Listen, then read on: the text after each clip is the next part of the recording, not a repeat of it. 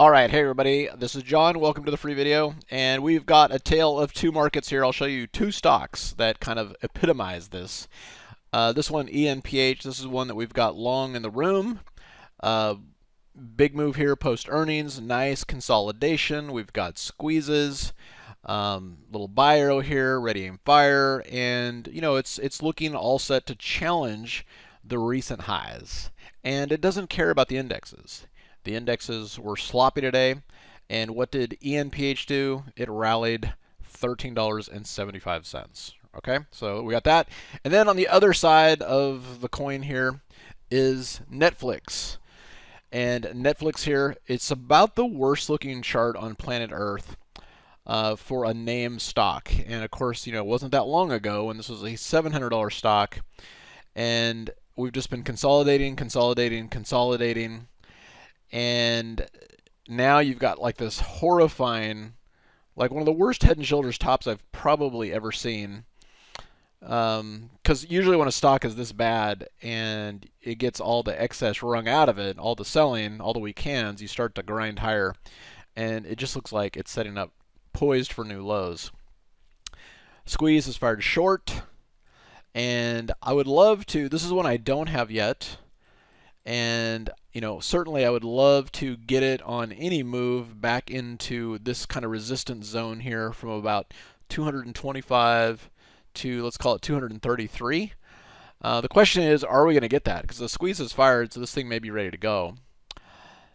And so that's a tricky one, you know. So my plan for something like this isn't a quick trade. It's actually to go out into like January and just buy some puts and sit on it, and potentially look that we take out these lows. So I like that. I like that better than the index is short. And if we look at, like, say, the spiders on the short side, remember, their spiders are made up, they're balanced. They're made up of energy and other things like that. And just as buying the market at +3 ATR generates a lot of risk because then the upside is limited while the downside is wide open, shorting aggressively here at -3 ATR also opens up a lot of risks because, as we all, you know, as we all should know, markets always revert back to the mean. Okay, the mean here is the 21 EMA, and I mean, yeah, it didn't quite get there. And so, you know, the next reversion to the mean takes us higher, and it always happens. We just don't know when. You know, are we going to fall to 360 first and then revert back to the mean, or are we going to revert back to the mean into monthly options expiration coming up in a couple of weeks? So here, I certainly love the short side, like on an intraday basis. I would be cautious on the short side on a swing basis for this reason, but I do think the idea that we can get a rally back to the mean and then set up for a sell-off into the end of the year, aka zero chance of Santa Claus rally this year, makes the most sense. All right. Last thing to keep an eye on is the dollar. The dollar is causing absolute global destruction here. One thing that's important to remember about the dollar is pretty much every financial instrument on planet Earth is kind of a derivative of the dollar. Every currency is absolutely a derivative of the dollar. You know, it's not the euro, it's the euro as it relates to the dollar. It's not the yen, it's the yen as it relates to the dollar. And then from there, when the dollar is moving higher, you do see stocks moving lower. You know, you do see a lot of commodities under pressure.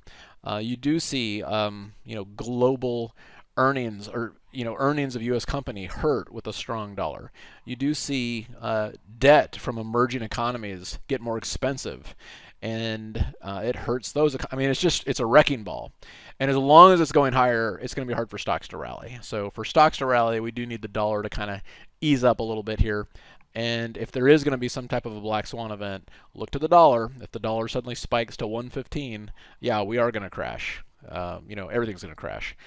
And if it's a manageable move, like today, 71 cents in one day on the dollar is a big move. And if we can get back to more of a manageable move, you know, a little bit of easing back and forth here, that'll at least bring a little bit of short-term stability in the markets. All right, I got a lot more to cover in the premium video. You guys have a fantastic evening, and we'll see you at the next update. Hey, John here with Simpler Trading. Thanks for watching. If you enjoyed this video, comment down below and let us know what topic you want to see us cover next. Also, be sure to subscribe and click the bell icon so you can get notified when we release new videos. And if you want to watch us trade in real time using our own money, go to simplertrading.com and learn how to sign up. Good trading, and we'll see you next time.